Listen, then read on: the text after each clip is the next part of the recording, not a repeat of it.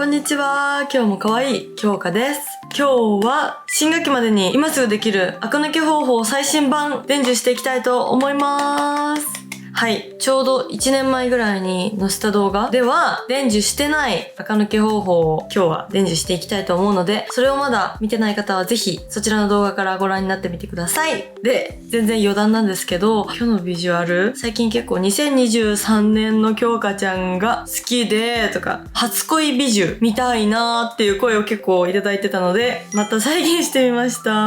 TikTok で再現した時もちょっと好評だったので、YouTube でもこの2023年の京香の美女再現してみました。どうでしょうか？ 2023 年よりも垢抜けていると嬉しい。はい。ってことで、もう解説していきたいと思うんですけれども、今日もスマホのメモにまとめたので、マジで5センチぐらい、学校のレポートよりも書いてる。それぐらいまとめたので、それを見ながら解説していきたいと思います。そして、今回も垢抜けする上で何をするべきか、外見とどういうマインドでいるべきか、内面に分けてお話しするので、ぜひ部分的に見たいよって方は、チャプターから飛ばして見てみてください。ということで、もう紹介していきたいと思います。まず、外見。一つ目、ジュースやお菓子をやめる。これはめっちゃ単純なんだけど、本当にジュースとお菓子やめるだけで垢抜けます。だから、簡単じゃないようで簡単なの。で、なんか例えば、私カフェラテ大好きなんだけど、カフェラテ大好きだったら、飲める人はアイスコーヒー、アイスティーに変えるとか、私の場合はブラックコーヒーちょっと苦手なので、アーモンドミルクとかに変更して飲むようにしてます。で、ジュースだったら、コーラとかスプライトとか美味しいじゃん。あれをキリートレモンとかチョコラ BB の飲み物に変えてみるとか、結構あれも美味しいんですね、普通に。ジュースかなっていう感覚で飲めるから、甘い炭酸飲料とかが好きで飲んじゃいますって子とかは、そういうものに変えてみるとか、あとお菓子。私じゃがりこ大好きなんだけど、じゃがりこってマジで太るじゃん。チョコも好きだし、グミもよく食べるんだけど、グミは太んないって思いがちだけど、多分食べ過ぎたら普通に太るから、そういうものもグミじゃなくてグミサプリとか干し芋に変えるとか、それをしてみるだけでも全然変わります。肌の治安とかむくみ具合とかで、どうしてもそれでもお菓子とかジュースやめられません、てかやめたくありませんって人は、せめて1日200カロリーまでで収めてみてほしい。こういう甘いものとかお菓子とかがやめられないのって、やめられない自分の意志が弱いのかなって多分思っちゃうと思うんだけど、そうじゃないんですよ。甘い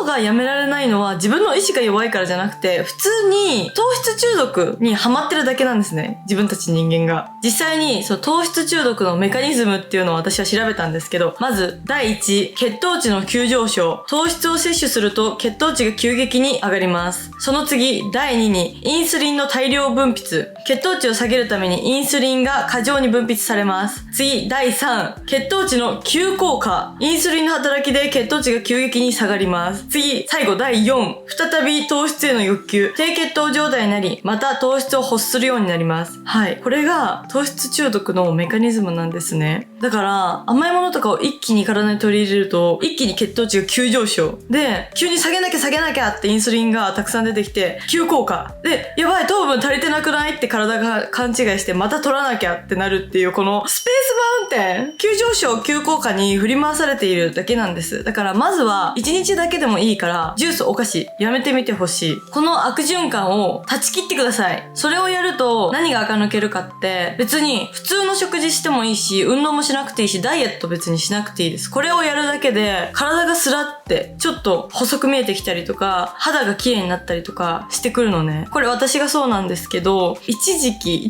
っていうか、最近、私スタバのスイートミルクコーヒー、めっちゃハマって、しかも、本当にね、良くないんだけど、ブレベミルク変更にハマったんですね。スイートミルクコーヒーのブレベミルク変更なんてもうやばいんですよ。カロリーと脂質と糖質を全てが。で、それにハマっちゃって、もうマジでありえないぐらい顎にニキがブワーってできて、隠してたけど、みんなには。体も体重は別に増えてないのに、すっごい体がむくんで重いみたいな、調子が悪いみたいな、なってやばいかもと思って、やめたんです。1週間。スイートミルクコーヒーを。やめて、1週間我慢できたから、ちょっとご褒美で、そろそろ1回ぐらい飲んでもいいかなと思って、1週間後に頼んでみたら、甘すぎてびっくりしたのね。それで私は実感したの。私は糖質中毒に陥ってただけで、別に甘すぎてびっくりできるんだって。だから、1日、できれば3日、できれば1週間だけでもやめてみてください。ジュースとお菓子を。それだけで全然肌の調子とかが変わるし、新学期までに完璧な状態の自分で入れると思います。次、2つ目に、顔の産毛を剃るです。私、全然顔の産毛を剃ったことがなくて今まで。気にしてなかったんですね。産毛だし、仕方なくない別に。別にヒゲじゃないし、別に剃らなくてよくないって思ってたんですけど、お友達が、産毛剃った方がいいよって言ってくれて、産毛を剃ってくれたの。で、その時、産毛って剃った方がいいんだぐらいに思って普通に剃ってもらってたんだけど、その後のメイクのりと肌のトーンの上がり具合、めちゃくちゃびっくりして私は。産毛剃るだけでこんな違うんだみたいな。もうファンデとかがもうスベスベポンポン乗るんですね。仕上がりも本当に肌のトーンが一層上がるっていうか、産毛があった分グレーのフィルターがかかってたんだなって思うぐらい肌のトーンが明るくなったんですよ。だから顔の産毛は別に毎日剃らなくていい。私も毎日剃ってないけど、大事な撮影がある日の朝とか、デートの日の朝とか、大事な予定の前にはそこから必ず剃るようにしてます。だから入学式とか新学期とか始業式とか大事な予定じゃないですか。その前には顔の産毛を剃った方がいいです。それだけでね、全然肌がパーッと明るく見えるのでおすすめ。次、3つ目に笑顔の練習です。はい。笑顔の練習なんですけど、じゃあ笑顔の練習ってどうやってやるのって話じゃん。私、結構笑顔が可愛いねとか笑顔が素敵って言ってもらえることが多いんですけど、私練習したんですね。私の元々の笑顔って、上唇が翻っちゃって大笑いすると、みたいな感じだったんですね。なんだけど、それって可愛くないじゃん。私、笑った顔って結構不意打ちで出ちゃうから、気をつけたいと思って、そこから私が練習したのは、笑顔の形をまず、この、三日月の形にすることを心がけました。こういう、なんて言うんだろう、女優さんで言うと、新垣結衣さんみたいな、こういう綺麗な三日月スマイルになりたくて練習しました。どうやって練習するかっていうと、今までの笑い方ってその上唇が翻っちゃって、台形みたいな、四角形みたいな形になっちゃってたのね。これを、上唇をちょっとしまい込む感じ？関わりはやんなくていいけど、こういう意識で、わかりますか？ちょっとやってみてほしい。上唇をしまい込む意識。顎をヒュインって引く感じ。でやると、大笑いした時も、この三日月スマイルが出来上がるですね。だから、何があっても上唇が上に翻らないように意識する。これを心がけてみてください。そうするだけで、笑顔の印象がめっちゃ可愛くなると思う。私やっぱり SNS のために撮った写真で決めてる顔とかが可愛くても、動いてる時とか無意識で喋ってる時に可愛いのが一番いいじゃないですか。新学期とか。初めましての人と関わる時、やっぱ動いてる時に可愛い方がいいじゃん。だから笑顔の練習は必須です。これです。三日月スマイル。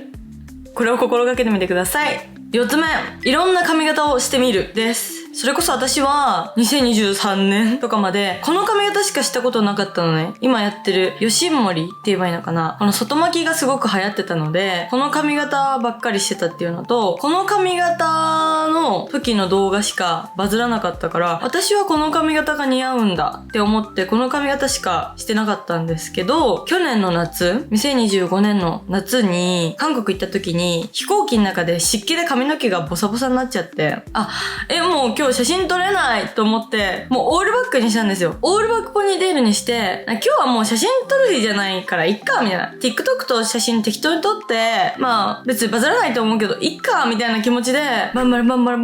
ンを載せたら、2025年で一番バズったんですね。で、京香ちゃんオールバックのポニーテールすごい似合うみたいな。そこからすごい言われて、その時載せたインスタの写真もめっちゃ好評で、それまで私はこの髪型しか似合わないと思ってたけど、オールバックのポニーテール私いけたんだと思って、そこで初めて学んだんですよ。髪型はいろんなのをやってみるしかないと思って。てかそもそも私ってすごくおでこが広いから、おでこを出すと顔が長く見えちゃうと思って、オールバックとかはもう一番ダメだと思ってたんですね。だけどそんなことなかったから、これは私似合わない気がするとかの固定概念にとらわれずに、いろいろやってみるのがいいと思います。で、今年の初め、2026年の1月にも、ずっと私はスーパーロングだったんだけど、ちょっと心機一転、レイヤーカットををしてみて、顔周りを内巻きで、それ以外は外巻きみたいなレイヤー巻きをしてみたら、それもすごく好評で、みんなから巻き方教えてください、この京香ちゃん可愛い、オラポンポンポンポンポンっていっぱい言ってもらえて、あ、本当に髪型っ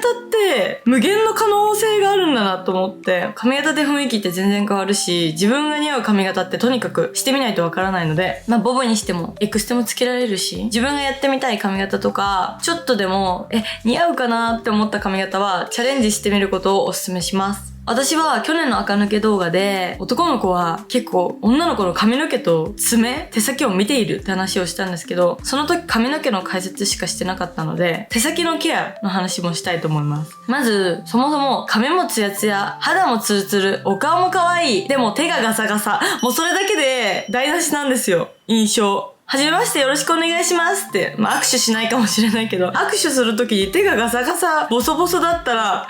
この子すごい他は完璧なのに手ガサガサだったって思われちゃったら嫌じゃん。もったいないじゃん。だから手はもううるちやすべすべにしてください。で、私は今はこのね、ネイルをしてるんですけど、高校生とか地詰めの時からネイルってか地詰めのケアめっちゃガチってました。オイルとかちゃんと塗ったりとか、あとハンドクリーム。冬じゃなくても、乾燥する季節じゃなくてもハンドクリームを塗るっていうのをめっちゃ心がけてました。ちなみに私のめっちゃおすすめのハンドクリームがあって、じゃじゃん、これです。ユイクのハンドクリームなんだけど、これがめっちゃいい匂いなのね。マジで。私のお母さんってすごく厳しくて、私がいい匂いだと思って買った香水とかも、何これ臭い、つけない方がいいよとか言ってくるタイプなんだけど、これお母さんあるある？お母さんって厳しいよね。なんだけど、私のお母さんも、なんかめっちゃいい匂い、何そのハンドクリームって聞いてきたハンドクリームなの。お母さん基準なのもおかしいけど。だから、それで私は確信して、これって私だけじゃないんだ、いい匂いって思ったの。だからぜひ、ユイクのハンドクリーム使ってみてください。で別にユイクじゃなくてもいいけど、とにかくハンドクリームを塗って、手をすべすべにして、爪にもオイルを塗って、なるべくささくれとかができないように管理をしてあげてください。男の人も本当に髪の毛と爪見るんだって。私それ、高校生の時、男子が言ってたのを忘れられないの。髪と爪結構見るよみたいな。言ってたのを忘れられなくて、やばい見られてるんだと思ったら怖いから、ちゃんとケアしていきましょう。はい。6個目に、制服選びです。これは、校則が緩い子とか、制服に決まりがない子向けなんですけど、制服に決まりがあるのでどうしようもありませんって人は飛ばしちゃってください。まず、制服が自由な方へ、シャツ、スカート、カーディガン、靴下の形、すべて骨格とかパーツによって似合うものが必ずあります。これは私骨格ストレートってすごく事故りやすくて、なんか集合写真が撮った時とかに一人だけ絶対太ってないはずなのにすっごい太って見えたりとか、一人だけなんかもうガンダムみたいなボンみたいな感じで映ることが多かったからすごいコンプレックスで、私は中学から青学だったので中高青学だったんですけど、制服がシャツとスカートと靴下は基本自由だったんですね。だから形とか自分で選べたんだけど、とにかく似合わない形が多くてすごく研究したんですよ。で、ストレートの私は例えばシャツだったら襟が結構ちっちゃめだったり、この首に詰まってるデザインだと第一ボタンまで閉めた時になんかもうってなっちゃうんですね。写真に写った時とかもなんかもう首がない人みたいななっちゃうのがすごい嫌だったから、第一ボタンまで閉めても結構首にゆとりがある襟のデザインでそれを選ぶようにしてたし、スカートもなんかなんて言えばいいんだ、お腹のところからボーンってそのまま膨らんでるスカートもあれば、腰までなんか台形みたいに体に沿ってくれるけどそっからヒョンって広がるプリーツスカートがあるじゃないですか。なんだけど私はお腹のところからそのままボーンって膨らんでるスカートが、骨格ストレートって本当にお腹が分厚いので、それ履くともうなんかブーン魔人ブーみたいな、噴火しそうな火山みたいなお腹ってか体型になっちゃって、なんで私ってこんなにスカートを着こなせないのって思ってたんだけど、お腹のところから腰まで沿ってくれて、その後ふわって広がるプリーツスカートだとすごく綺麗に着れたんですね。だから自分が太ってるとか痩せてるとか関係なく、そう骨格とかパーツの形によって似合う似合わないが絶対にあるので、制服が自由だよって子はそこも研究してみてください。で、カーディガンも首が広めがいいのか、U ネックがいいのか、V ネックがいいのかとかいろいろあるし、靴下も私は足の線は細いんだけど、靴下を履かないと結構ゴツゴツに見えるっていうか、筋肉質だったから筋肉が顕著に現れてしまう足の形だったので、膝下までの靴下が一番似合う足だったんですよ。でも逆にあんまり足に筋肉があるのが浮き出ないまっすぐしたストンっていう足だったら、くるぶしまでの丈の靴下とかが似合ったりすると思うし、まあそれも人の足の形によって違うから、この子にはこれが似合って、この子にはこれが似合ってっていうのは私は全部把握しきれてないんだけど、自分でも靴下の丈によって全然写真で撮った時とかに見え方が違うなっていうのをすごく学んだので、制服選び、自分に何が一番似合うのかぜひ研究してみてください。次最後、7個目。これはちょっと学校に、バレない程度に化粧をしていけますとか、そういう子向け、学校にすっぴんで行く子はまたここも飛ばしちゃって大丈夫なんですけど、準備をするとき鏡を遠い位置と近い位置で2個使ってください。はい、これは私もずっとやってるんだけど、この今動画撮ってる目の前に大きい鏡があるんですね、ここに実は。で、私メイクする時もここでメイクしてるんだけど、目の前にもう大きい鏡があって、ここにで、メイク中は大きい鏡もあるけど、この手鏡で近くで見ながらメイクしてるんですね。ここでメイクして、ムラがないように塗れてるかなとか確認しながら、時々遠い鏡で全体のバランスを見るっていうのを私はやってて、常に。例えば、遠い鏡だけでメイクしちゃうと、全体で見た時のバランスは綺麗でも、近くで見た時にムラがあったりとか、なんか綺麗に塗れてなかったりとかするのが確認できない。逆に、近いところの鏡だけでメイクしちゃうと、近くで見たらムラがなかったりとか綺麗に塗れてても、遠くから見た時に左右非対称のメイクになっちゃってたりとか、全体的なバランスが統一できてなかったりとかすることに気づけないんですね。だから目の前に三面鏡とかちょっと遠い位置、テーブルの上に置いた状態で、手鏡でも近くでこうちゃんと綺麗にメイクできてるかなっていうのを確認しながら準備するっていうのをマジでおすすめします。これをやらないと結構メイクで失敗しちゃう気がする。だから私は旅行先のホテルとかで大きい鏡がなくて、手鏡だけでメイクした時とか、結構全体の顔のトーンが統一できてなかったりとか、近くで見たら綺麗でも遠くから見た時に漏れないメイクになっちゃったりとかすることがあるんですね。だからぜひ鏡は2個使ってみてください。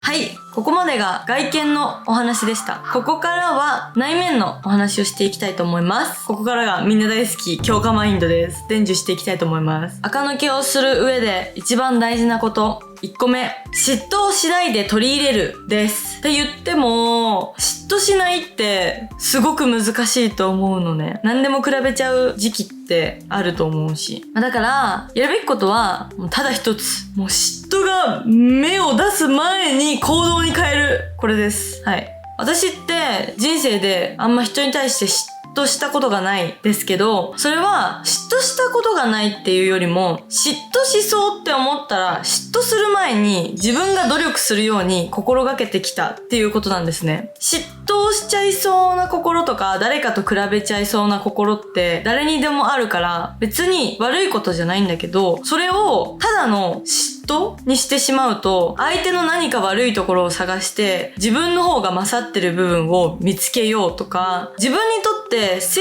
長につながらない結果になってしまうんですよ。だから嫉妬を憧れとかそういう感情に置き換えた方がいいです。だから私はちょっと嫉妬しそうっていう場面があったら、いやここは嫉妬せずに自分に何か吸収できることはないか、この子のいいところを見て、この子のいいところを素直に認めて、自分は今何をすればこの子のこの憧れの姿に近づけるのかっていうのを考えるようにしてます。これがマジで垢抜けだけじゃなくて人生において、全てにおいて大事なことだと思う。なんかやっぱりマイナスな感情って悪いことじゃないけど、人に対してのマイナスな感情って何も生まないんですよ。だし、この子に何か嫌なことされてうざっていう感情は当たり前かもしれないけど、嫉妬って一方的っていうか、相手に対しても失礼な感情だと思うから、なるべく感じない方がいいなって思う感情なのね、私は。だから私が常に心がけてるのは、嫉妬が芽を出す前に自分が行動に変えればいいっていうのを念頭に置いて行動するようにしてます。やっぱり相手の悪い部分を見つけて、自分が勝ってる部分を見つけようとか、そういうことをしても、自分自身は何も成長できないから、どうせだったら、その嫉妬しそうな心を自分の成長につなげて、燃料にした方がお得じゃん？ラッキーじゃん。だから、そういうね、気持ちの持っていき方はすごく人生において大事だと思います。ぜひ、この心掛けをしてみてください。次、2つ目。すべては自分のためだと思うことです。はい。もちろんね、私もさっき言ったみたいに、男の子は髪の毛と爪を見てますとか言うから、男の子にモテたい、可愛いと思われたい、新しく出会った女の子たちに可愛いと思われて、お友達増やしたい、可愛い子たちと可愛い生活を送りたい、誰かに可愛いと思われたい、誰かにいいと思われたいってい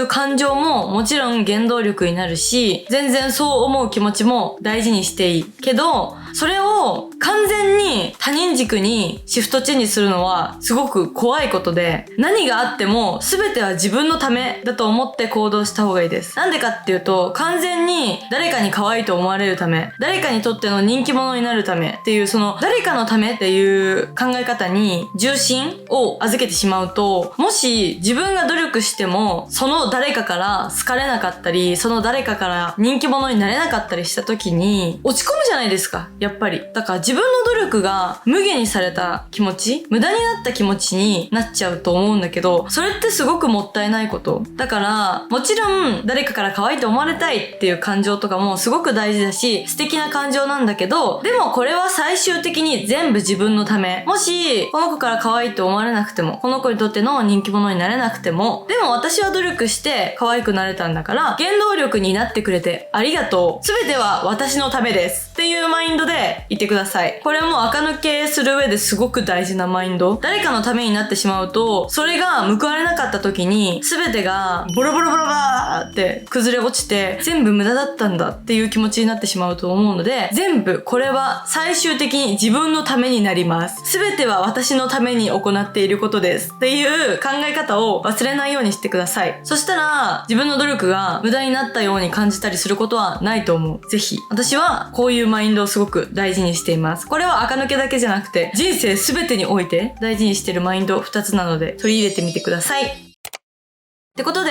こんな感じで私の垢抜け方法最新版の説明を終わりたいと思います。今回動画の尺的に長くなりすぎちゃうから入りきらなかったこととかもたくさんあるので、それはまた新しく動画でまとめていきたいと思います。私も4月5日に関